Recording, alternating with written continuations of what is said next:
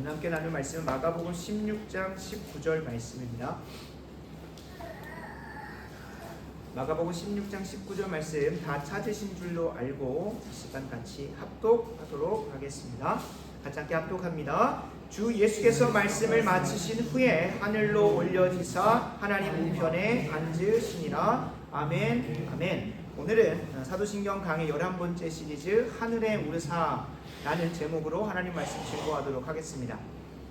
천국은 하나님의 통치가 완벽히 실현되는 곳입니다. 또한 천국은 하나님과 교제가 충만한 곳입니다. 또한 천국은 하나님이 마련하신 참된 안식 가운데 있는 삶을 가리킵니다. 다시 한번 말씀드리겠습니다. 하나님의 통치가 완벽히 실현되는 곳, 하나님의 교제가 충만한 곳, 하나님이 마련하신 참된 안식이 누려지는 곳, 그곳이 바로 우리 그리스도인들이 소원하고 갈망하며 소망하고 있는 천국입니다. 아멘이십니까? 구원받은 신자의 입장에서 보면, 하나님의 입장에서 보면 통치가 실현되고 교제가 충만하고 참된 안식이 있는 곳이지만, 구원받은 신자의 입장에서 보면 하나님의 뜻대로 완벽히 살아내는 곳이 천국입니다. 하나님께서 신자를 통치하실 때 말씀으로 하나님의 뜻으로 우리들을 이끌어 가십니다. 반대로 말하면 신자의 입장에서는 하나님의 뜻대로 온전히 완벽히 살아내는 곳이 천국인 것입니다. 두 번째로 하나님의 뜻을 온전히 이해하고 온전히 순종할 수 있는 곳, 똑같은 말을 다르게 표현한 것이 아니라 교제가 충만하다는 것은 하나님의 뜻을 온전히 이해하는 것. 비록 지금은 우리가 고린도서 13장 나오는 것처럼 거울로 보는 것 같이 완전히 보게 될 그 전에 하나님께서 제안하시고 또 알려주시는 것 한해서만 우리가 볼 수 있지만, 하나님의 뜻을 온전히 이해하고 온전히 순종할 수 있는 곳, 바로 충만한 교제가 이루어지는 것이 천국이라는 겁니다. 세 번째로 하나님과의 관계에 죄와 사망으로 인한 갈등이 전혀 없기 때문에 우리가 그분 안에서 위로를 받고 안식을 누릴 수 있는 곳, 그곳이 천국이라는 겁니다. 그러니까 하나님의 통치가 완벽히 실현된다고 하면 우리가 딱 처음 든 생각이 무엇입니까? 나는 하나님의 통치 가운데 살려고 하기보다는 저 사람이, 저 죄인이, 저 악인이, 저 나쁜 사람이 하나님의 통치 가운데 살았으면 좋겠다라고 생각을 합니다. 그러나 실제로 보면 내 삶 가운데 하나님의 나라가 임한다는 것을 맛보고 경험하고 한다면 무엇이어야 됩니까? 내가 하나님의 뜻대로 온전히 충성되게 살아내는 곳이 천국이라는 거예요. 그래서 실제로 많은 한국교회의 신자들이 분명히 하나님의 통치가 완벽히 실현되는 곳을 천국이라고 말하지만, 이렇게 고백하면서 천국을 소망하는 사람이 꽤 많습니다. 첫 번째, 천국을 내가 하고 싶은 대로 살 수 있는 곳, 내 뜻대로, 하나님의 뜻이 이루어지는 것이 아니라 내 뜻대로 살고 싶은 곳을 천국이라고 생각하고, 이제는 짐짝같이 느껴졌던 말씀과 기도, 예배와 경건 시간을 멈출 수 있는 곳, 이제는 거기 가서 안 해도 되겠지 라고 생각하는 곳을 천국이라고 생각해요. 방금 말했던 통치, 교제, 안식과 관련해서 반대로 생각하는 사람이 많다는 거예요. 하나님의 통치가 완벽히 실현돼야 되는데 내 통치가 완벽히 실현되고, 하나님과의 교제가 완전히 이제 어떻게든 이 땅에서는 모양이라도 갖춰야 되니까 예배도 하고 말씀도 보고 기도하는 시간을 지켰다면, 그곳에서는 굳이 그거 안 해도 된다 라고 생각하면서 천국을 가고 싶어 하기도 하고, 또 한 가지는 안식을 잘못 이해해가지고 아무것도 하지 않고 그냥 평생을 영원토록 놀면서 쉴 수 있는 곳을 천국이라고 생각하고 있다는 겁니다. 만약에 이런 것 안에서 우리가 하나라도 내가 장차 임할, 내가 도달하고 싶어하는 그 천국의 삶이 이것 중에 하나라도 겹쳐 있었다면 우리의 신앙을 진짜 점검해 봐야 돼요. 엄밀히 말하면 구원받은 신자라고 할 수가 없습니다. 왜냐하면 성경에서 약속하는 천국은 우리가 하나님의 뜻에 온전히 순종하고 하나님의 뜻을 온전히 이해하고 하나님만이 우리에게 위로가 되시고 안식이 되신다는 고백 안에서 그분의 통치 가운데로 들어가는 것, 그것을 천국이라고 약속하고 있다는 거예요. 반대로 우리가 막 천국이라고 생각하면 계시록 20장 초반부에 나오는 것처럼 눈물과 아픔과 슬픔 없다고 하니까 내 모든 고난이 맞습니다. 근데 그게 천국의 본질이 아니라 왜 슬픔과 아픔과 고통이 없습니까? 하나님의 뜻대로 완벽히 그곳에 통치가 임하기 때문에 그곳이 천국인 거예요. 그러니까 뭐가 없어요? 죄인들의 관계 속에서 자연스럽게 나오는 갈등과 분열과 비방과 악의와 시기와 질투로 인한 수많은 어려움들이 없어지니까 아픔도 눈물도 슬픔도 없는 겁니다. 죄로 인하여 사망의 열매들이 가득했던 곳에 하나님의 통치가 완벽히 구현되니까 죄가 물러가고 사망이 반대로 무엇이 없는 것? 하나님의 통치가 온전히 임하지 않는 것. 엄밀히 말해서 하나님의 모든 은혜가 거두어지는 곳이 지옥인 거죠. 그렇죠. 그래서 우리가 이 천국의 개념을 분명히 아셔야 됩니다. 방금 말했던 한국교회 많은 신자들이 이곳을 천국이라고 생각합니다. 내 뜻대로 이루어지는 것, 내 통치가 완벽히 구현되는 것, 이제는 짐작 같았던 말씀과 기도, 예배와 경건의 시간을 이제는 안 해도 되겠다라고 생각하는 곳, 아무것도 하지 않고 놀면서 쉬기만을 생각하고 있는 곳을 잘 엮어보면 뭐가 됩니까? 그게 바로 지옥입니다. 죄인들이 판을 치고 죄인들이 자신의 뜻대로 막 살아요. 그곳 가운데 시기와 질투와 악의와 비방과 교사와 사기와 속임수와 거짓이 난무하죠. 그 가운데 무엇이 나옵니까? 지금 우리가 경험하고 있는 지옥의 맛을 보고 있죠. 어디입니까? 전쟁, 기근, 아픔, 슬픔, 눈물, 그것이 가득합니다. 그러나 지금은 그래도 하나님의 일반 은혜, 믿는 자든 믿지 않는 자든 모두에게 미치는 하나님의 일반적인 은혜가 임하여 있으니까 그나마라도 악이 절제되고 악이 막아지지만 그곳에서 하나님의 그 은혜마저도 거두어지는 곳이기 때문에 완전 진짜로 지옥이 되는 것이죠. 그래서 우리가 천국을 소망한다, 천국이 우리에게 약속들, 나는 천국에 반드시 갈 것이다 라고 말하면서 그 천국이 성경에서 말하는 천국인지 아니면 내가 원하는 천국인지를 잘 분별하셔야 돼요. 내가 원하는 천국이 하나님이 예비하신 천국과 같지 않다면 아무리 여러분들에게, 아무리 우리에게 하나님 천국의 삶을 열어놓으셔도 지옥 같다고 말할 거예요. 왜 그럴까요? 내가 원하는 천국이 아니기 때문에. 그래서 성경이 우리에게 약속하는 천국을 천국으로 여기고 소망하는 사람은 그것을 우리를 그리스도인이라고 합니다. 다시 한번 말씀드립니다. 성경이 약속하고 있고 그 약속하고 있는 천국을 천국으로 여기고 소망하는 사람만 그리스도인이고, 그리고 그 그리스도인들에게만 천국의 삶이 뭐가 되어 있습니까? 보증되어 있습니다. 그리고 그 소망은 그냥 장차 하나님께서 이제 언제가 그때와 시기는 아버지만 아시니까 그 아버지께서 계획하신 뜻에 따라서 천국이 임하고 마지막 날이 임할 때에 나는 천국에 들어갈 수 있겠다라는 그런 백지수표와 같은 혹은 가계약서와 같은 수준의 하나님께서는 소망을 두시지 않으셨습니다. 오히려 이 땅에서도 이미 그것을 맛보고 확장하며 완성될 그날을 적극적으로 기다리도록 은혜를 베풀어 놓으셨습니다. 그러니까 우리 그런 두려움이 있잖아요. 나는 믿습니다 하는데 때로는 내 감정과 내 상황과 환경 때문에 내가 뭔가 믿음이 약해지는 것 같아 보이고 내 확신이 수그러뜨려지는 것 같을 때 나는 진짜 구원 받았을까? 나는 저 천국에 임할 수 있을까?를 의심하기도 하고 때로는 그 확신이 줄어들기도 하는 걸 보면서 더 분명한 확신을 하나님께서 예비해 놓으신 것을 놓칠 때가 많아요.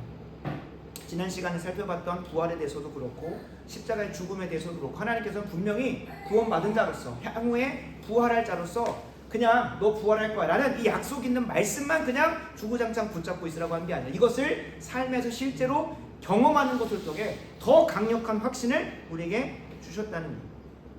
그러니까 저 천국의 삶을 진짜로 소망하고 있는 사람이라고 한다면, 갈망하고 있는 사람이라고 한다면 이미 이 땅에서도 그 천국의 삶을 온전히는 아니지만, 완전히는 아니지만 뭐 할 수 있습니까? 부분적이고 한시적이고 제한적이지만 맛보며 살아갈 수 있고요. 그리고 당연히 그 기회가 있다는 것을 오늘 말씀을 통해 알았다면 어떻게 하겠습니까? 그 기회를 등한시하고 내팽개치고 아무것도 안 하고 소극적으로 주님 오시옵소서 마라나타만 외치고 있는 것이 아니라 이 땅의 삶을 적극적으로 그 소망하는 삶을 살면서 마라나타를 외치게 된다는 거예요. 그래서 오늘 말씀을 함께 나누면서 갑자기 하늘의 오르사와 예수님의 승천교리와 이 천국의 삶이 무슨 연관이 있을까 생각이 드실 수 있는데 오늘 승천교리를 살펴보다 보면 하늘의 오르사라고 하는 그 고백 안에는 우리가 장차 부활할 것에만 약속되는 게 아니라 우리가 부활해가지고 이 땅에서 이 피조세계에서 그냥 영원토록 살아가면 그게 과연 진짜로 우리가 원하는 영생의 삶입니까?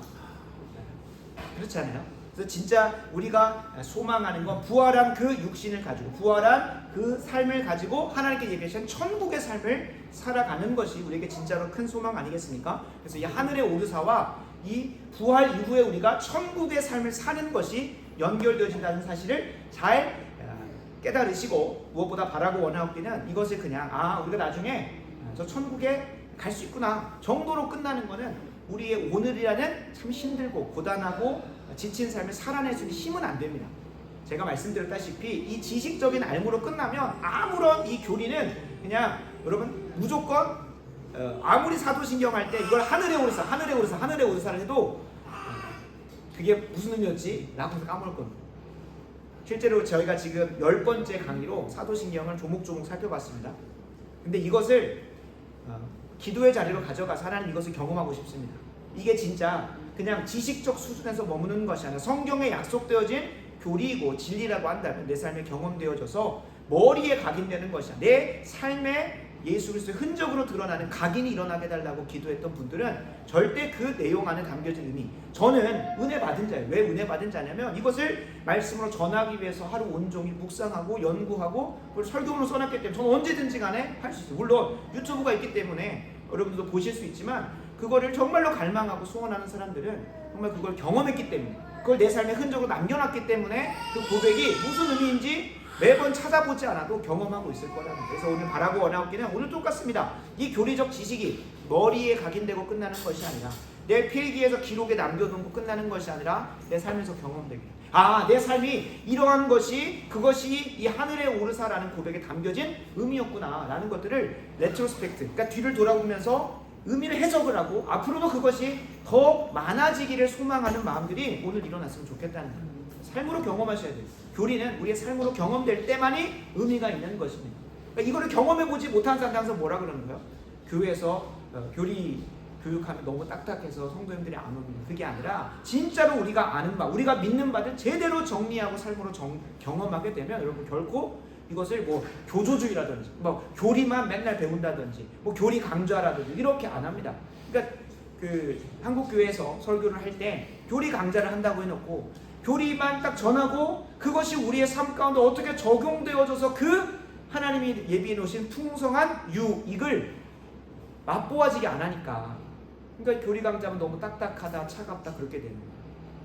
그래서 바라고 원하옵기는 저희가 뒤에다 책에도 배치해 놨지만 하이델베르크 교리문답이 진짜로 우리의 성도의 삶과 잘 연결되어 있습니다. 그러니까 웨스터민스터 신앙고백서나 다른 신앙고백서 제가 다 본 건 아니지만 많은 신앙고백서가 그냥 교리에 대한 논리적인 흐름, 예수님이 왜 승천하셨을까? 왜 예수님께서 육체를 입고 가셨을까? 왜 예수님께서 본대로 내려오셨다고 하셨을까? 이런 한 문장에 좀 치중을 한다면 하이델베르크 요리문답은 항상 그 질문이 있어요.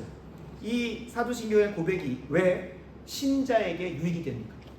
그러니까 오늘을 살아내야 되는 신자에게 유익이 됩니다. 그래서 하이델베르크 요리문답은 참 신기하고 그 1문과 2문, 그게 이제 여러 문항으로 돼 있어요. 그 안에 뭐 사도신경도 있고 십계명도 있고 주기도문도 있는데, 근데 첫 번째 이 모든 하이델베르크의 요리문답이 시작되는 가장 첫 번째 질문, 어떻게 보면은 이걸 왜 우리가 배워야 되는지에 대해서 얘기를 해주는데, 이게 신자에게 무슨 위로가 되냐는 거예요.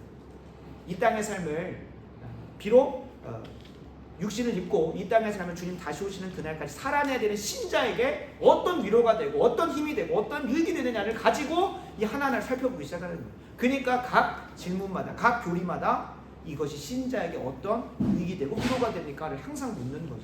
그래서 저희도 사도신경 강해를 살펴보면서 저는 이제 기독교 강요도, 그다음에 하이델베르크 문답도, 소유리 문답, 데이비 문답도 참고하는데, 하이델베르크 문답처럼 우리의 삶의 유익이 무엇이 되는가를 꽉 붙잡고 가셔야 되는 거예요. 그래야 오늘 수요기도회가 그냥 다음 주도 있는 수요기도회, 저번 주도 드렸던 수요기도회 평생 드리게 되면 70인생 산다고 하면 52주로 해가지고 3,500번 드리는 그냥 그것 중에 한 번으로 지나가는 수요기도회가 아니라 오늘 이 수요기도회를 통하여 내 삶이 새로워지는 걸 경험하실 것이라 저는 확신합니다.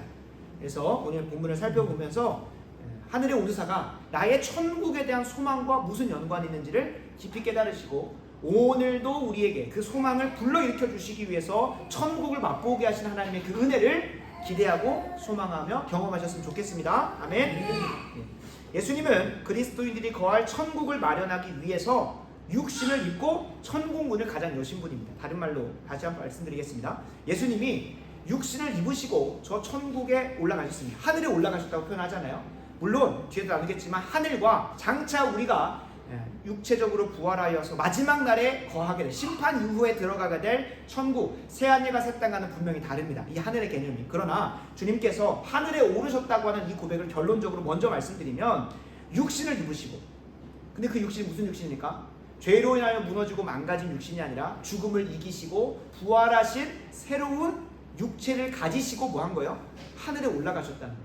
이 하늘에 올라가셨다는 것은 육신을 입으시고 유일하게 첫 번째로 엘리야와 에녹도 승천했지만 그들은 죽을 몸을 가지고 승천한 겁니다. 그러나 누구만큼은 예수 그리스도만큼은 죽음을 이기신 완전히 새로운 몸을 가지시고 새로운 육신을 가지시고 저 천국의 문을 여셨다는 거예요. 부활의 첫 열매이시면서도 천국의 삶의 첫 열매로서 하늘에 올라가신 거라는 거예요. 하늘에 오르신다는 건 그냥 하늘에 오르셨나 보다 라고 하는 개념이 아닌 거예요. 부활하신 육체를 가지고 하늘에 올라가신 이 승천에 대한 고백은 모든 그리스도인들이 예수님이 처음 하셨던 것처럼 누구도 우리도 장차 마지막 날에 예수님과 같이 무슨 몸? 영광스러운 몸, 영광스러운 몸인 부활체를 입고 천국에 들어갈 수 있다는 사실을 보여주고 있다는 거예요. 그러니까 예수님이 그렇게 하늘에 올라가지 않으셨다면, 이 고백을 우리가 하지 않고 있다면, 그것이 예수님께서 직접 제자들에게 500여 형제에게 보여주시지 않으셨다면 우리가 감히 부활하고 나서 천국에 들어갈 수 있다는 것을 확신할 수 없다는 거예요. 예수님이 이미 그 문을 여셨기 때문에 우리는 열린 문을 가지고 믿음으로 그 자리를 들어간다는 것을 하늘의 오르사가 담고 있다는 거예요. 이 땅에 두 발을 딛고 살아가는 우리 그리스도인이라고 하는 사람들은 두 가지 부활을 경험을 해야 됩니다. 한 번은 뭘 경험해야 됩니까? 영적인 부활. 우리의 영혼은 하나님과 단절되어짐으로 그분으로부터 말미암는 모든 공급을 다 못 받게 되었습니다. 그것을 우리는 영적인 사망, 영적인 죽음이라고 합니다. 그리고 예수 그리스도를 믿는 그 순간 성령이 우리에게 임하심을 통하여 뭐가 됩니까? 중생을 합니다. 새로운 삶이 시작되는 것. 그것이 니고데모가 물었던 것처럼 육체적 부활이 아니잖아요. 그죠? 우리가 예수님 믿고 나서 내가 세례를 받고 나서 혹은 내가 신앙을 고백하고 나서 갑자기 내가 어린아이로 돌아가는 것도 아니고 이 주름 많았던 피부가 탱글탱글해지는 것도 아니고 완전히 젊어지는 게 아니잖아요. 무엇입니까? 우리의 영혼이 새롭게 거듭나는 것을 영적인 부활, 영적인 새로운 생명의 삶을 시작한다는 거예요. 그러니까 이 땅에 두 발을 딛고 사는 영적인 부활을 경험한 신자들은 이 땅에서 제한적이고 부분적이고 한시적으로 천국을 맛보며 살아간다는 거예요. 어떤 부분에 있어서? 영적인 부분에 있어서. 이전에 하나님과 영적으로 교류하고 교통하면서 그분의 수많은 유익들을 맛보며 살았던 우리들입니다. 그러나 죄로 인하여 완전 단절되었기 때문에 영혼마저도 공허하며 허무하고 그 어디서도 안식과 위로를 누리지 못했던 우리들이, 그게 죄인 거죠. 죄와 허물로 죽었던 우리. 근데 그분 예수님께서 우리를 함께 살리셨습니다. 먼저 우리에게 경험케 하신 건 영혼의 생명입니다. 영적인 부활이라는 거예요. 그리고 나서 우리가 기대하고 소망하는 게 무엇입니까? 육체의 부활입니다. 육체의 부활. 우리가 육체의 부활을 경험하기 전까지는 어떤 삶을 살 수밖에 없습니까? 육신의 한계로 인하여 죄에 넘어지고 무너지고 그걸로 인하여 좌절하고 낙심하고 슬퍼하는 삶을 살 수밖에 없어요. 그래서 로마서 7장에도 분명히 사도 바울이 거듭난 존재이고 영적으로 생명을 얻은 새로운 피조물임에도 불구하고 이 땅에 두 발을 딛고 사는 육신을 입고 있기 때문에, 다른 말로 하면 부활한 새로운 육신을 입지 못했기 때문에 뭐에 넘어지는 겁니까? 죄에 넘어지는 거예요. 그래서 사도 바울이 갈라디아서의 표현에 따르면 육신의 소욕과 성령의 소욕이 내 안에서 뭐 한다고 합니까? 싸운다는 거예요. 싸운다는 거예요.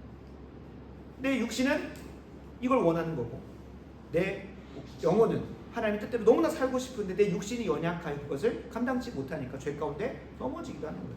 그러니까 이걸 가지고 우리 신자들 어쩔 수 없이 넘어질 수밖에 없구나 라는 걸 인정하라는 게 아니라, 우리의 신자가 그리스도인이 이 땅에서 죄로 넘어지는 것 때문에 내가 구원받지 못했나? 나에게는 부활과 천국이 없나? 라고 하는 의심은 하지 말라는 겁니다.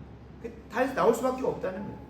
그래서 주님께서는 우리에게 고린도전서 15장 50절을 통하여 분명히 저 장차 마지막 날에 우리가 이 썩을 몸에 대해서, 이 썩어져 사라질 몸에다가 썩지 아니할 몸이 임할 것이라고 미리 말씀하고 계십니다. 고린도전서 15장 50절을 여러분 한번 찾아보시면 좋겠습니다.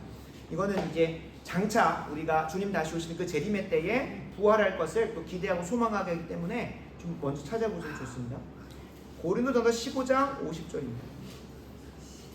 15장 50절 제가 읽겠습니다. 형제들아, 내가 이것을 말하노니 혈과 육은 하나님 나라를 이어받을 수 없고 또한 썩는 것은 썩지 아니하는 것을 유업으로 받지 못하느냐. 그러니까 썩지 아니하는 저 천국의 것, 하늘의 것을 우리 이 썩을 육신에게는 뭐 할 수 없다는 겁니까? 받을 수 없다는 거예요. 그래서 주님께서 부활하시고 나서 40일 동안 이 땅에 있으면서 뭘 보여줬습니까? 장차 우리가 마지막 날에 부활하여 입게 될 육신의 몸을 보여주셨어요.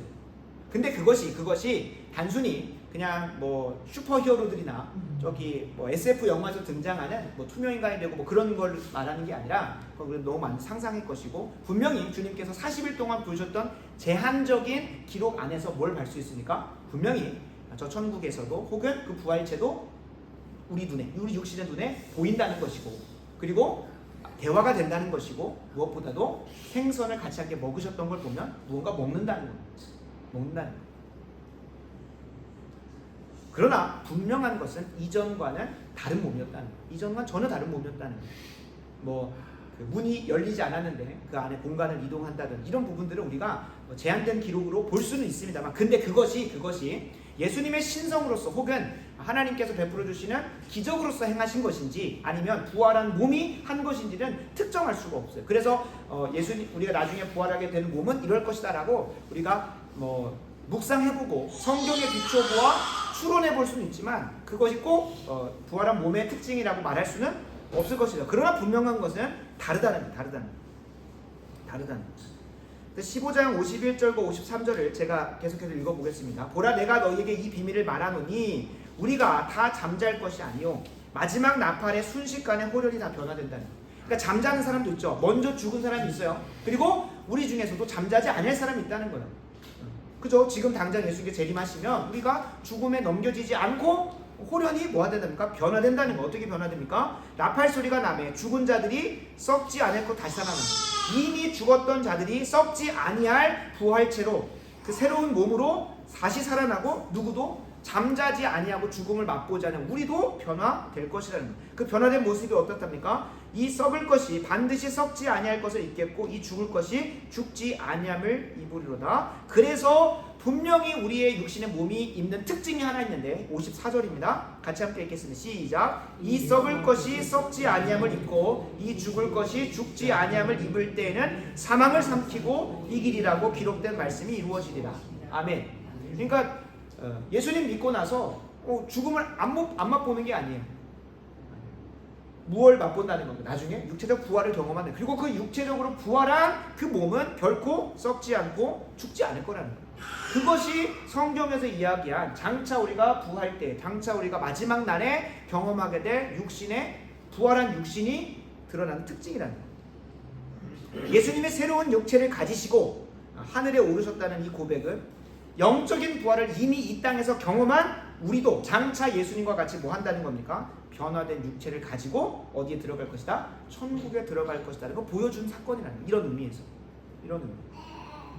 여기서 우리가 한 가지 좀 짚고 다음으로 좀 넘어가 보려고 하는데, 제가 앞 서두에 말씀드렸다시피 오늘 예수님께서 부활한 육체를 입으시고 올라가신 그 하늘과 장차 우리가 주님의 마지막 날 심판 때 이후에 임하게 될 새 하늘과 새 땅, 새 예루살렘, 천국은 본질상으로는 같지만 형태상으로는 조금 다릅니다.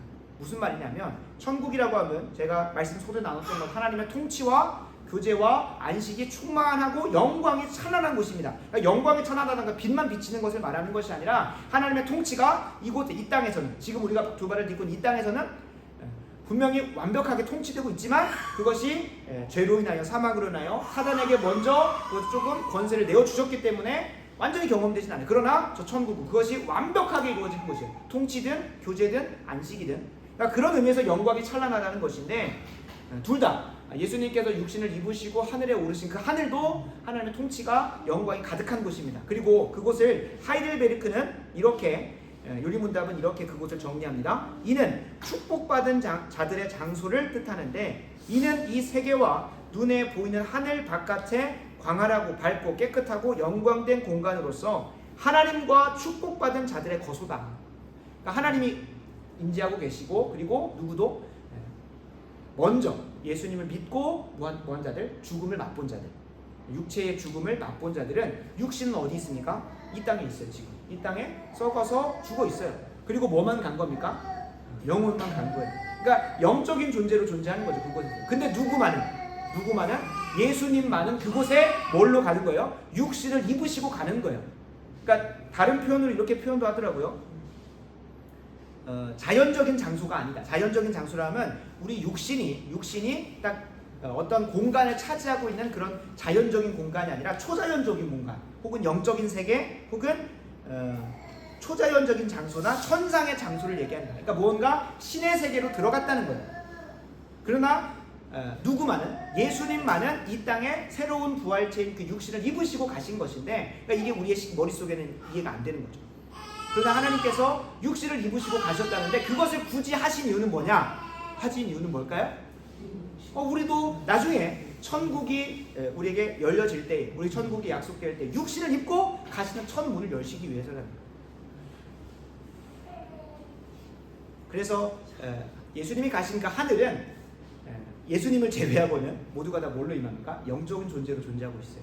그리고 우리가 장차 임할 천국은 누구마저도 부활한 모두가 다 육신으로 입고 가기 때문에 본질적으로는 같다. 본질적으로 하나님의 통치와 교제와 안식이 충만한 곳이기 때문에 본질적으로는 같으나 형태상으로는 누구만, 예수님만 그곳에 있으니까 하늘과 이 새하늘과 새 땅은 좀 다르고요. 그리고 무엇보다도 하늘은 오르시는 표현을 쓰지만 뭔가 이 하늘 너머에 뭔가 있는 게 아니라 그 하늘에 오르신다는 표현을 쓰지만 천상의 세계로 가시는 걸 표현하지만 새하늘과 새 땅은 하나님께서 첫 번째 창조하셨던 이 피조 세계에 임하는 것으로 이야기를 하고 있습니다. 그러니까 엄연히 다른 것. 아마 이 천국에 대해서 나중에 또 다룰 시간들이 있을 텐데 천국의 개념은 분명히 하늘과 조금은 다른 개념이라는 걸 우리가 좀 인지하시고 가셨으면 좋겠습니다. 분명한 것은 예수님의 이 승천교리는 이 땅에서 죄와 치열하게 싸우는 신자에게 천국에 대한 참된 소망을 일으킵니다. 다시 한번 말씀드립니다. 예수님의 승천교리는 이 땅에서 죄와 치열하게 살 수밖에 없는, 다른 말로 하면 아직은 완벽한 육신을 입지 않은, 부활한 육신을 입지 않은 신자가 저 천국의 삶을 소망하게 만든다는 거예요. 방금 말씀드렸습니다. 예수님이 그렇게 가셨기 때문에 우리도 저 천국에 임할 수 있다 라는 걸 우리가 소망한다고 했어요. 이건 단순히 말씀드립니다. 구원받은 자라도 죄에 무너질 수 있다라는 이유를 발견했기 때문에, 우리가 아직 육신적으로 부활하지 않았기 때문에 죄에 무너질 수밖에 없구나, 그래서 내가 죄에 무너지는 게 당연히 어쩔 수 없어 라고 하는 그런 소망이 아니라는 거예요. 두 번째, 혹은 장차 길고 긴 죄와의 사투가 끝날 날이 곧 올 것이다, 예수님도 그렇게 하셨으니까 올 것이다 라는 그런 소망이, 그것도 있지만 그것보다 더한 실제적인 경험으로서 우리에게 천국을 소망하게 합니다. 여기가 핵심인 거예요. 예수님께서 굳이 육신으로 가셨던 건 가장 첫 번째로는 우리가 장차 저 천국에, 근데 이것도 미래적인 개념이잖아요. 그죠? 내가 오늘 경험이 안 되면, 내 삶의 흔적으로 경험되지 않으면 그냥 미래적인 경험 똑같아요. 나중에 천국 갈 거라는 말이나 예수님이 그렇게 가셨다고 하는 거나 별 상관이 없는 거예요. 근데 굳이 주님께서 육신을 입으시고 저 천국에 가신, 하늘에 올라가신 이유는 우리 신자가 영혼의 부활만을 계속 영혼이 이미 부활한 것을 계속 경험하면서 사는 것을 끝나는 것이야. 다른 표현으로 바꿔보겠습니다. 이 땅에서의 신자가 천국을 경험케 하시는데 무엇으로 경험케 하시냐? 예수님으로 인하여 영적인 눈과 귀가 열려서 이제 하나님의 말씀을 듣고 그분의 뜻대로 순종할 수 있어졌기 때문에 이게 완벽히 이루어질 천국이 소망된다. 그런 수준이 아니라는 거예요. 조금 뉘앙스의 차이가 있는데, 우리의 영혼 안에서 내적인 기쁨과 즐거움과 그것이 우리는 이미 누려져요. 왜냐하면 영혼이 부활했기 때문에, 영적으로 하나님과 교제할 수 있기 때문에. 근데 우리는 현실의 삶에서는 이 영혼의 기쁨이 삶에 완전히 쏟아집니까? 안 쏟아집니까? 안 쏟아진다는. 뭐 때문에? 이 아직 부활하지 않은 몸을 입고 있기 때문에. 그러니까 제가 말씀드린 거는 영적으로 우리가 부활했기 때문에 이전에는 하나님의 말씀을 들을 수도 없었고 깨달을 수도 없었고 그분의 뜻대로 순종할 수도 없었고 주님이 부어주시는 은혜로 살아갈 수가 없었던 존재였기 때문에 그냥 그것만 경험하면서 앞으로 이게 완벽하게 이루어질 날 또 있을 거야, 그렇게 소망하는 게 아니라 뭘 경험하게 되냐면, 예수님께서 저 천국의 하늘에 육신을 입고 가셨기 때문에 그분과 연합한 우리가 이제는 이 땅의 육신에서마저도 부분적이고 제한적이고 한시적이지만 하나님의 뜻대로 온전히 순종하는 경험을 할 수 있다는 거예요. 조금 뉘앙스의 차이가 있다고 말씀드렸습니다. 그냥 우리 내적으로 기쁘고 즐겁고 하는 것의 수준이 아니라 진짜로 내 현실의 삶에서 내 육신이, 비록 내 육신은 하나님 말씀 온전히 순종할 수가 없습니다. 하나님 말씀을 곧대로 하나님이 의도하신 대로 순종할 수가 없어요. 그러나 인성을 입으시고 육신을 입으시고 저 천국에 올라가서 이미 천국의 삶을 누리고 계시고 살고 계시는 그 예수님의 인성과 우리가 뭘로 연결되어 있습니까? 성령을 통하여 연합되어져 있습니다. 연합되어져 있기 때문에 그 천국의 삶을 우리가 이 땅에서 미리 맛볼 수 있는 근거가 되는 거예요. 예수님의 그 육신의 부활한 육신의 몸을 우리가 예수님과 함께 뭐 했기 때문에 연합되어져 있기 때문에 그 육신의 몸의 능력을 이 땅에서도 경험할 수 있다는 거예요. 그게 예수님이 육신을 입으시고 천국에 승천하셨다는 것에서 우리가 누릴 수 있는 유익이라는 거예요. 하이델베르크는 정말로 어렵지만 이렇게까지 표현을 해놓습니다. 우리 역시 다시 한번 49문인데요. 49번째 질문에 이렇게 나옵니다. 그리스도께서 하늘에 오르셨다는 이 고백은 우리에게 어떤 유익을 줍니까? 이제 세 가지가 나오는데 그 중에 두 번째가 뭐냐면 우리의 몸이 그리스도 안에서 하늘에 있습니다 라고 얘기를 합니다. 다시 한번 말씀드립니다. 우리 몸이 그리스도 안에서 하늘에 있고, 이것은 왜 그러냐면 예수님은 우리의 뭐가 되십니까? 머리가 되시죠. 그리고 우리는 그분의 지체요 몸이 됩니다. 그러니까 머리가 그곳에 계셔서 몸된 우리하고 연합하여져 있기 때문에 우리는 이미 예수님 안에서 어디에 가 있습니까? 천국에 가 있다는 거예요. 그리고 그 천국에 이미 가 있는 존재, 무엇으로서도 영적으로가 아니라 육신적으로도 예수님과 함께 그분과 연합하여 천국에 있는 사람은 그 천국의 능력과 그 완전하게 회복된 육신의 능력을 이 땅에서도 뭐 할 수 있다는 거예요? 부분적이고 제한적이고 한시적이지. 왜냐하면 그 역사적 순간이 우리에게 도달하지 않았기 때문에 부분적이고 제한적이고 한시적이지만 예수님과 연합한 것 안에서 그분의 무엇으로? 육체의 능력으로 하나님 말씀에 완전히 순종할 수 있는 것도 경험할 수 있다는 거예요. 에베소서 2장 6절도 이걸 동일하게 얘기합니다. 제가 읽어드리겠습니다. 에베소서 2장 6절입니다. 또 함께 일으키사 그리스도 예수 안에서 함께 하늘에 앉히셨다. 이 말씀은 어떻게 우리가 부정할 수 있겠습니까? 에베소서 2장 6절이 얘기해요. 예수 안에서 함께 하늘에 앉히셨대요. 이것이 단순히 우리 영혼이 그분과 연합해서가 아니라 예수님 뭘로 올라가셨어요? 영혼만 올라가신 거 알잖아요. 예수 그리스도 안에서 인성과 신성, 그리고 인성 안에서도 육체와 영혼이 함께 천국에 하늘에 가셨다니까요. 그러니까 그 하늘에 계신 예수님의 인성과 우리의 인성이 성령 안에서 뭐 했기 때문에 연합하여져 있기 때문에 그분은 머리 되시고 우리는 몸 되기 때문에 그분이 하늘에서 누리는 수많은 유익과 그것들을 우리도 동일하게 경험할 수 있게 하셨다는 거예요.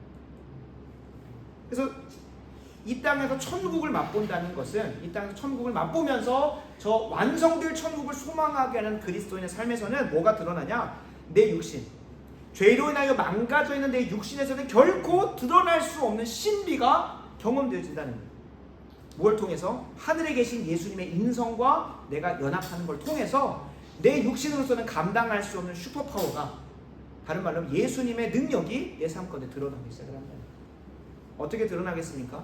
결코 하나님의 말씀대로 고지곳대로 순종할 수 없는 우리들입니다. 이건 인정하셔야 돼요. 그러나 하나님 말씀하신 그대로 순종하게 되는 내 모습을 발견하시면서, 아, 내가 예수 그리스도와 함께 하늘에 인성으로서도 앉혀있구나, 예수님이 나의 머리 되시는구나를 경험할 수 있다는 거예요.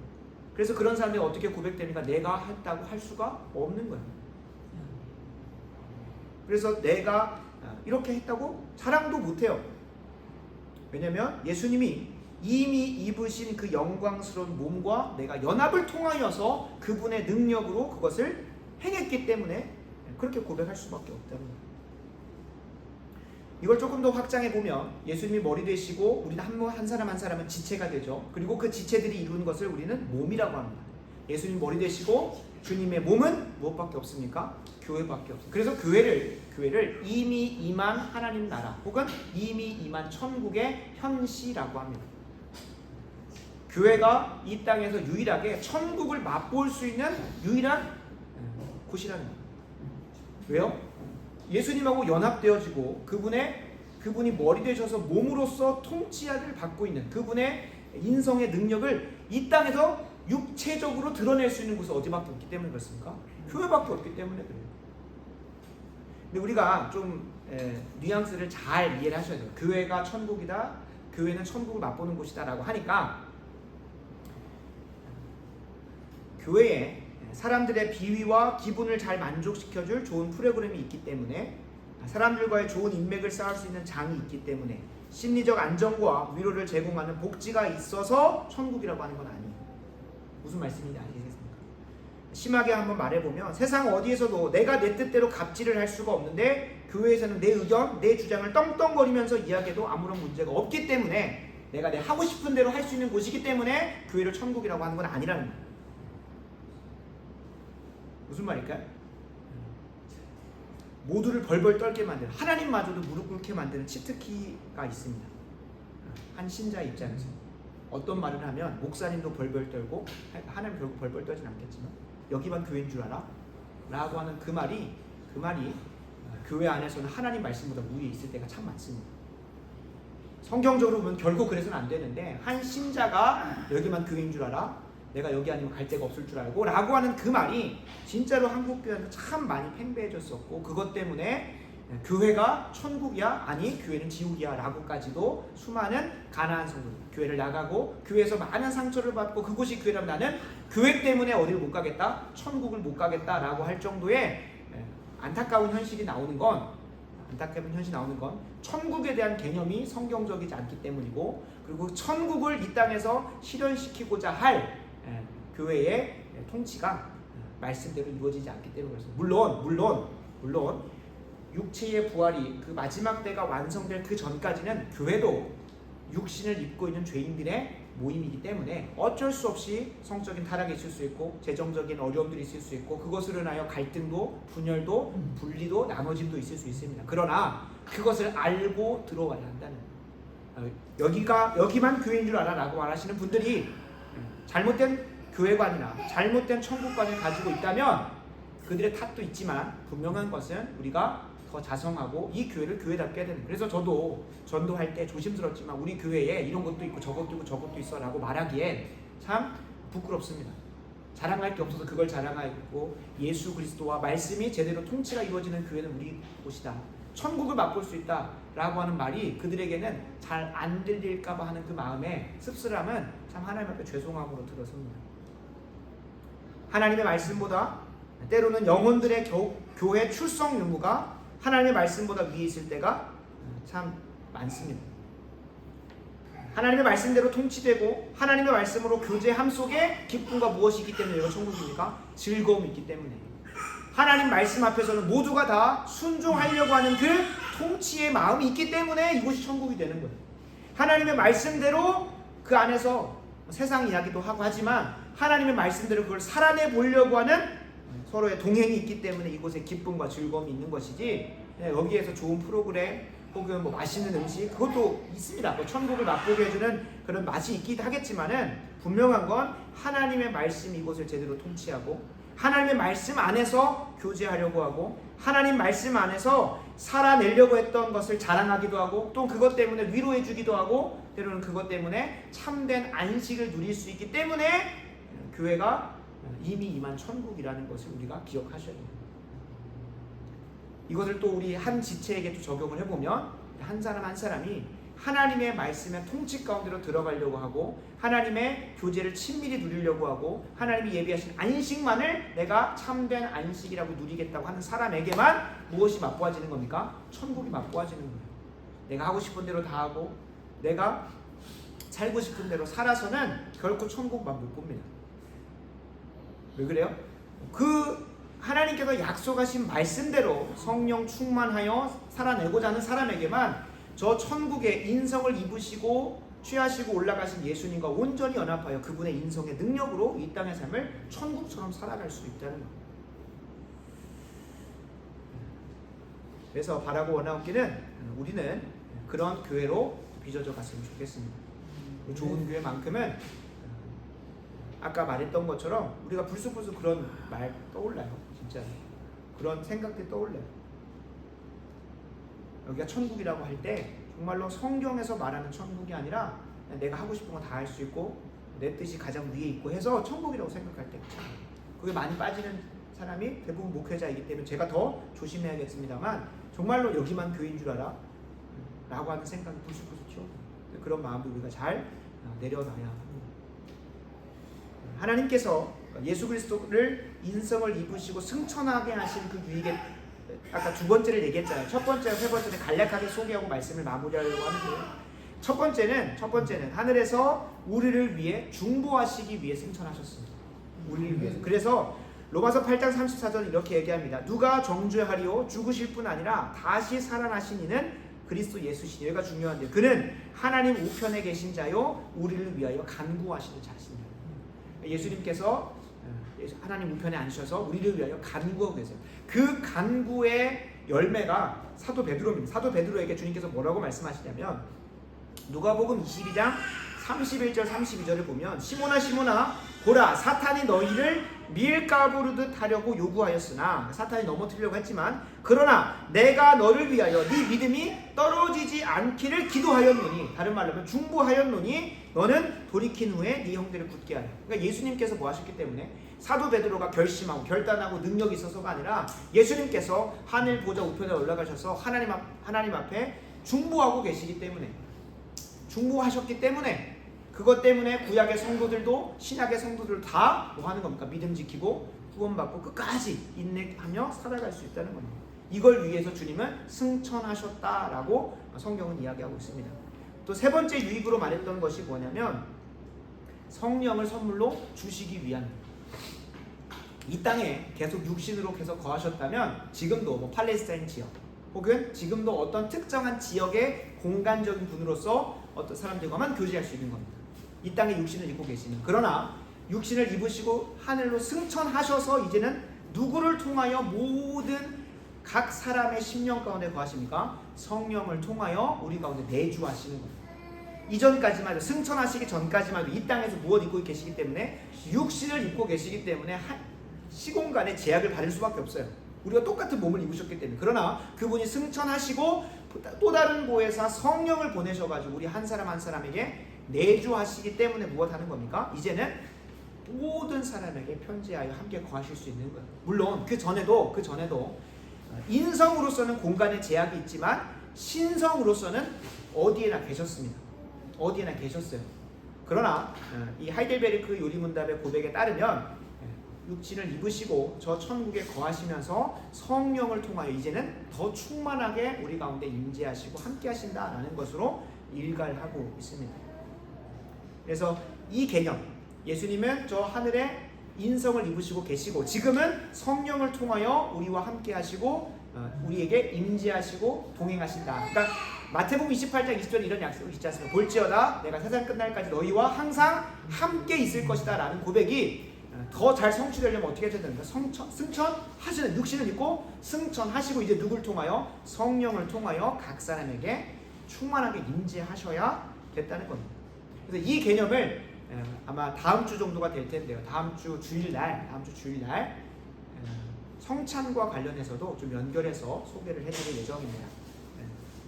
이 부분은 그때 한번 좀 더 나누기로 하고요. 그래서 제한적인 공간에서 제한적인 사람들과만 함께 하실 수 있었는데 이제는 승천하셔서 이제 성령을 통하여 더 많은 사람들과 동시간대에 동시다발적으로 임재하시고 함께 하실 수 있게 됐다는 겁니다. 이 세 가지 유익이 있다는 것을 우리가 기억하면 좋겠습니다. 말씀을 마무리합니다. 예수님은 천국 입성의 첫 열매로 하늘로 부활한 새로운 몸을 입고 올라가셨습니다. 아직 육체의 부활을 경험하지 못한 채로 이 땅에 머무는 그리스도인은 성령을 통하여 예수님과 연합하고 그리고 그 연합을 통하여 하나님의 통치와 교제와 안식이 충만한 무슨 삶을 살 수 있습니까? 천국의 삶을 이 땅 가운데서도 맛보며 살 수 있게 됐습니다. 여러분들은 그걸 경험하셨으리라 생각을 합니다. 그리고 천국을 이미 맛본 사람은 다시 세상으로 뒤를 돌아보지 않게 되어 있습니다. 그래서 주님께서 이렇게 말씀하신 누가복음 9장 62절 예수께서 이르시되 손에 쟁기를 잡고 뒤를 돌아보는 자는 하나님의 나라에 합당하지 아니하니라 하십니다. 그러니까 천국의 삶이 이미 시작되었고 완성되어져 가고 곧 오게 되는데 그것을 포기할 사람이 없다는 거. 뭐 한 사람은? 이미 맛본 사람. 근데 맛보지 않은 사람은 뭐 할 수 있는 거? 세상을 돌아갈 수 있는 거죠. 하나님은 장차 임할 그 천국의 삶을 계약서 한 장 딱 써놓으시고 야 이거 믿고 계속 있어. 이거 정말로 이거 이루어질 테니까 있으라고 하지 않으셨습니다. 이 땅에서도 천국의 삶을 맛보게 하시는 것을 통하여 그날이 아직 당도하지 않았음에도 불구하고 능력 있게 확신 있게 소망하면서 살 수 있도록 우리에게 그 은혜를 베풀어 놓으셨습니다. 이미 승천하신 예수님을 머리로 삼고 그분의 지체가 된 그분의 통치 가운데서 몸을 이룬 교회와 그리스도인 신자 한 명 한 명의 삶 가운데 천국을 맛보게 하셨다는 거예요. 그 천국을 소망하는 사람은 결코 그냥 가만히 있으면서 언젠가 오시겠지 하지 않습니다. 주님께서 그 신랑에 오는 것을 위하여 기다리고 있었던 등잔을 준비하고 있었던 처녀, 지혜로운 처녀와 미련한 처녀 5명을 비유하시면서 그날을 준비하라고 하셨던 것처럼 적극적으로 준비한다는 거예요. 왜 그럴까요? 요한일서 3장 2절 3절 다 같이 좀 찾아보고 말씀을 마무리하려고 합니다. 요한일서 3장 2절 3절은 천국을 진짜 맛본 사람들은 그렇게 살 수밖에 없구나라는 것을 분명히 얘기해주고 있습니다. 요한일서 3장 2절 3절입니다. 다 찾으신 줄로 알고 있어요. 합독하겠습니다. 사랑하는 자들아, 우리가 지금은 하나님의 자녀라. 장래에 어떻게 될지는 아직 나타나지 아니하였으나 그가 나타나시면 우리가 그와 같을 줄을 아는 것은 그의 참모습 그대로 볼 것이기 때문에. 여기까지 잠깐 멈추겠습니다. 그러니까 주님께서 나타나신다는 건 재림하신다는 거예요. 재림하실 때에 우리가 주님과 같이 부활의 육체를 입고 천국의 삶을 누릴 것을 안다. 그런데 그 소망을 가지고 있으면 어떻게 되는지 3절 보겠습니다. 같이 함께 읽습니다. 주를 향하여 이 소망을 가진 자마다 그의 깨끗하심과 같이 자기를 깨끗하게 하느니라. 아멘. 아니 그냥 그날이 오면 우리가 모두가 다 변화된다는 거예요. 호련히 영화롭게 된다는 거예요. 예수님이 이미 입으셨던 그 부활한 육체의 몸을 입게 된다는 거예요. 한번 생각을 해봅시다. 오늘 RPG 게임 다른 걸 해보겠습니다. 내 실력이 이제 덧셈 뺄셈을 배웠다 생각 수학을. 근데 30일 뒤면 무조건 모두가 다 미적분을 할 수 있는 실력이 모두에게 갖춰진다고 생각을 해보겠습니다. 그럼 어느 누가 그 30일 동안 덧셈 뺄셈부터 시작해가지고 곱셈 나눗셈 해가지고 쭉쭉쭉쭉 해서 미적분까지 배우려고 노력을 하겠습니까? 어차피 30일 뒤면 모두에게 똑같이 미적분을 할 수 있는 능력이 부어진대요. 아무도 안 하겠죠. 제가 보통 대학생들한테 게임을 얘기를 합니다. 모두가 다 이벤트 날이 있어요. 30일 뒤면 이벤트라서 무조건 다 레벨 100까지 만들어준대. 그날은. 근데 오늘 시작한 사람이나 29일 뒤에 레벨 1로 시작한 사람이나 하루만 지나면 뭐가 되는 거야? 다 레벨 100이 되는 거야. 근데 굳이 열심히 노력해가지고 29일 동안 레벨 100을 만들겠습니까? 누가? 안 하죠. 그렇게 생각하고 싶잖아요. 그런데 오늘 3장 3절은 뭐라고 해야 됩니까? 장차 주님 다시 오시는 그날 우리가 호련히 변화되어서 천국에 들어갈 걸 뭐 하는 사람은, 그 소망을 가진 사람은, 천국 소망을 가진 사람은 뭐 한다는 겁니까? 주님의 깨끗하신 것 같이 주님이 이루시고 완성하신 천국의 삶을 나도 똑같이 뭐 한다는 거예요? 이 땅에서 살려고 한다는 거예요. 진짜 천국 소망을 가지고 있는 사람은 알아서 되겠지. 그 사람은 천국을 못 맛봤기 때문에 그렇습니다. 조심스러운 표현이지만 마약을 해도 마약을 안 하고 있는 그 순간 마약을 하고 싶어서 미칩니다. 왜 그럴까? 한번 맛봤기 때문에 그렇습니다. 천국을 이 땅에서 부분적이고 제한적이고 한시적이지만 맛본 사람은 하나님의 통치 가운데 온전히 들어가서 하나님의 충만한 그들을 경험하고 하나님의 안식 가운데 거해본 사람은 결코 이 세상에 눈 안 돌리는 수준이 아니라 뭐 하는 겁니까? 천국을 이 땅 가면서 더 맛보려고 최선을 다한다는 거예요. 그게 참된 신자의 모습이라는 거예요. 천국 소망을 가진 사람. 앉아가지고 세워라 내워라 언제 오니라고 마라나타 하는 것이 아니라 진짜 마라나타를 외치는 사람들은 뭡니까? 오늘 우리가 고백했던 483장 고백처럼 주 예수와 동행하면서 주님과 함께 연합하면서 이 땅의 삶을 천국을 맛봤기 때문에 저 천국을 내 가정이라고 하는 범위만 놔둘 수가 없는 거예요. 내 지역이라고 하는 것도 놔둘 수가 없는 거예요. 내 삶의 한쪽에만 놔둘 수가 없는, 뭐 하는 거예요? 확장하고 땅에 충만하고 정복하고 다스리고 경작하고 지키는 통하여 확장해 간다는, 그게 진짜 천국 소망을 가진 사람들이라는 거예요. 베드로와 12사도 500의 형제 수많은 순교자 그들이 천국을 맛봤다면, 그리고 마라나타 하면서 임박한 종말 가운데 그냥 가만히 있으면 되지 않습니까? 그들이 왜 천국을 확장하고 죽음을 불사하면서까지도 많은 이들에게 천국을 전했습니까? 그 영혼이 불쌍한 것도 있겠지만 하나님께서 천국을 내 삶에만 묶어두지 않으시고 확장하는 걸 통해 주님 다시 오시는 그날까지 저 천국을 함께 누리면서, 그잖아요. 우리가 한 명이 천국을 맛본다고 하는 것에서 끝나는 것이 아니라 이 나라 이 민족 가운데 천국이 임하여 있습니다. 디모데전서 2장 1절 2절에 왜 위정자들과 나라와 권세자들을 위해서 기도하라고 합니까?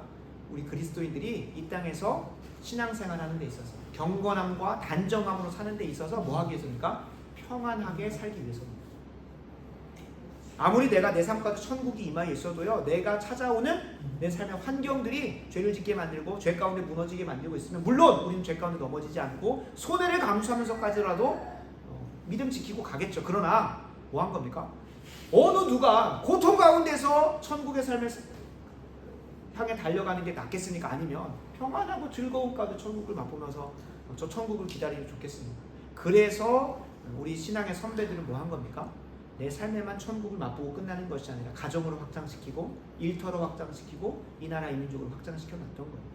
우리도 정말로 천국을 맛본 사람이라고 한다면 3장 3절 말씀처럼 주를 향하여 이 천국 소망을 가진 자마다 주님의 깨끗하심과 주님이 이루어 놓으신 그 천국의 삶과 같이 내 삶의 여정의 모든 순간들도 천국으로 만드는 그 은혜가 우리에게 진짜로 드러났으면 좋겠습니다. 내 삶에서 그것이 드러나지 않는데, 다시 말씀드립니다. 천국을 반드시 나는 갈 것이다 라고 하는 것은 착각이고 오해고 스스로만의 신념 안에 갇혀져 있는 겁니다. 진짜로 천국을 맛보는 자는 내 삶에 묶어두지 않습니다. 왜요? 이 천국은, 세상의 것은 나누면 나눌수록 줄어들지만 천국은 나누면 나눌수록 더 배가 되고 확장되는 것이 하나님 나라의 놀라운 원리이기 때문에 그렇습니다. 그래서 바라고 원하기는 우리가 하늘에 오르사라는 고백을 할 때마다, 아, 주님께서 인성을 입으시고 천국 가셨구나, 하늘에 계시는구나, 그래서 내가 천국 갈 수 있게 됐구나, 그 수준이 아니라 주님께서 진짜 우리에게 요구하시는 것처럼 이 땅에서도 천국을 맛보시고, 천국을 뭐 하는 것에서 넘어가야 되니까 맛보는 것에 끝나는 것이 아니라 확장하고 충만하게 하고 확산시키는 데까지 나아가야 되는 거예요. 그래서 이걸 위해서 우리 좋은 교회가 귀하게 쓰임 받았으면 좋겠습니다. 우리 좋은 교회는 분명히 앞으로 더 하나님의 통치 가운데 더 나아갈 거예요. 지금까지도 선대 이명배 목사님을 통하여서도 하나님의 통치 가운데 임하려고 최선을 다했습니다. 그리고 더 말씀에 더 깊어지면 깊어질수록 그분의 통치 가운데 들어가기 위해서 더 노력을 할 겁니다. 그리고 주님께서 임하게 하실 거예요. 근데 여기서 머무르라고, 우리끼리 좋으라고 천국을 이곳에 허락하지는 않으실 겁니다. 우리에게 허락하실 이 완주, 봉동지역, 또 가까이 백제예술대학교와 우석대 등 수많은 청년들이 지옥에 살고 있지 않습니까? 무엇을 향하여 달려가는지 모르는 최선을 다해 하루하루를 살아요.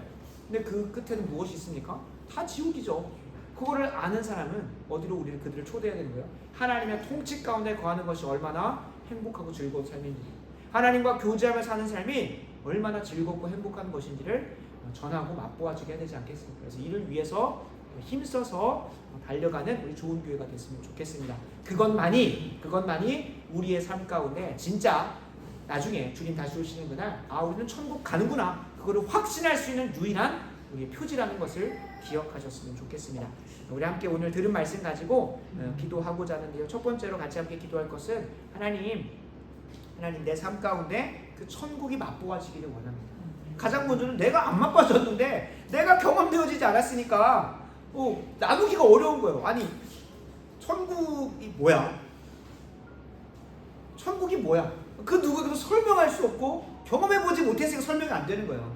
저는 전도의 자리 가서 복음 못 전하는 사람은 내가 그 복음의 맛과 기쁨과 유익을 누리지 못했기 때문에 설명을 못하는 거예요. 적어도 설탕을 먹어본 사람은 설탕이 달달한 것까지 설명을 할 수 있어요. 왜요? 맛봤기 때문에. 근데 맛보지 않은 사람은 못 전하는 거예요. 형언할 수 없다? 아니요.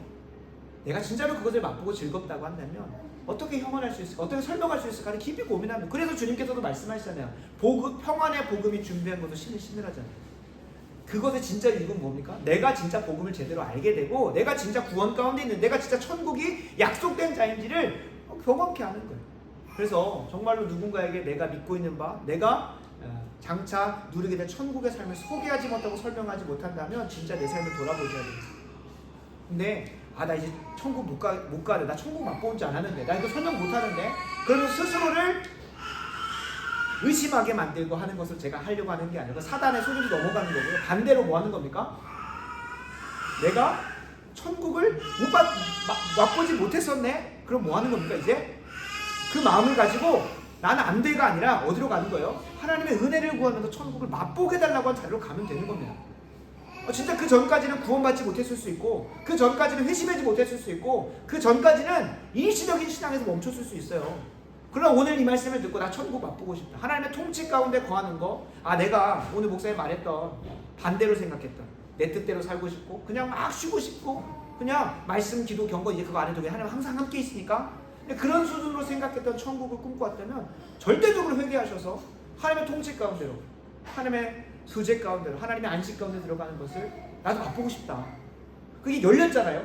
닫혀있는 게 아니라 장차 미래적으로 열려있는 게 아니라 오늘 내게 예수님이 올라가셨기 때문에 그분을 통하여 내게 경험되었잖아요. 그래서 그걸 경험하셨습니다. 그거를 경험케 달라고 이 시간 기도했으면 좋겠어요. 하나님, 나의 삶 가운데 하나님의 천국이 경험되게 하여 주시옵소서. 하나님의 천국이 경험되게 달라고 이 시간 같이 함께 힘써 기도하는 시간 갖도록 하겠습니다. 아버지 하나님 감사합니다. 이 밤 우리를 이 자리로 불러주셔서 그냥 장차 임할 천국을 하염없이 불안하며 염려 가운데 기다리는 것이 아니라 오늘 하루도 하나님의 천국을 맛보며 기다리고 열망하게 하시는 그 소망의 말씀을 듣게 하신 것 감사합니다. 바라고 원하옵기는 육신을 입으시고 그 부활한 육신으로 천국의 하늘에 올라가셔서 성령을 통하여 우리와 연합하게 하시고 그 수많은 유익들을 우리에게 이 땅에서도 맛보게 하시는 하나님을 찬양하오니 주여, 단 한 영혼도, 우리 좋은교회 성도님들은 단 한 영혼도 각자의 삶에서 사단 마귀가 권세 잡는 지옥을 경험하는 것이 아니라 이 땅에서도 천국을 맛보다가 저 천국의 삶으로 기쁨으로 들어갈 수 있도록 주여 은혜 베풀어 주시기를 간절히 소원합니다. 이를 위하여 아픔도 슬픔도 고통도 없는, 병도 그 어떠한 아픔도 없는 저 천국의 삶을 우리 강근혜 권사님, 또 우중환 집사님, 또 그리고 황소연 사모님의 육신의 강건함 가운데 허락하여 주셔서 경험되어지게 하여 주시옵시고, 무엇보다 하나님께서 맡기신 자녀들에게 천국의 삶을 또 기대하고 소망하게 하는 이은혜 집사님의 주아와 노아, 그리고 저희 아들 요한이에게도 하나님 그 은혜가 흘러갈 수 있도록 도와주시옵소서. 더불어 하나님 이 자리에 나와 기도했던 모든 것들이 단 하나도 땅에 떨어지지 않고 우리가 천국을 맛봤으니 우리만 맛보고 끝나는 것이 아니라 우리가 속한 가정과 학교와 일터, 특별히 이 전라도 완주 땅 가운데, 전라도 가운데, 대한민국 가운데에 임하게 하는 귀한 믿음의 주역들로 우리가 쓰임받게 하여 주시옵소서. 이를 위하여 필요한 대로 건축도 허락하셨사오니 그 모든 과정, 재정적인 것, 행정적인 것, 또 인적인 것, 모든 것들 주께서 안전하고 순적하게 주님의 주관하심 가운데 이루어질 수 있도록 도와주시옵소서. 평안함만 되게 하실 줄로 믿사오며 예수님의 이름으로 간절히 기도합니다. 아멘.